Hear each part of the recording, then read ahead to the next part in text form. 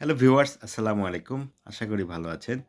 আজকে আপনাদের মাঝে কোরিয়ান ভাষার অত্যন্ত সহজ একটি ব্যাকরণ নিয়ে আলোচনা করব।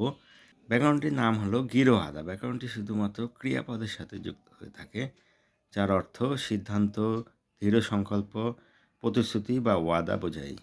আসেন দুই উদাহরণের মাধ্যমে ব্যাকরণের অর্থটি আরও পরিষ্কার করি।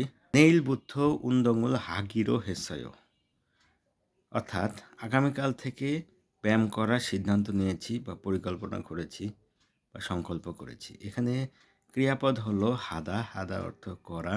হাদার দা বাদ দিয়ে জাস্ট গিরো হাদা লাগিয়ে দিয়েছি। হা গিরো হেসায়, অর্থাৎ করার পরিকল্পনা করেছি। পরবর্তী উদাহরণে যাই।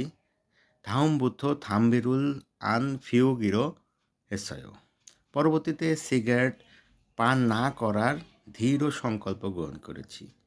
এখানে ক্রিয়াপদ হলো ফিউদা। ফিউদা দা বাদ দিয়ে জাস্ট গিরোহাদা লাগিয়ে দিয়েছি। যেমন আন ফিউ গিরো হেসায়ু, না পান করার পরিকল্পনা করেছি। থ্যাংক ইউ ভিউয়ার্স, আসসালামু আলাইকুম।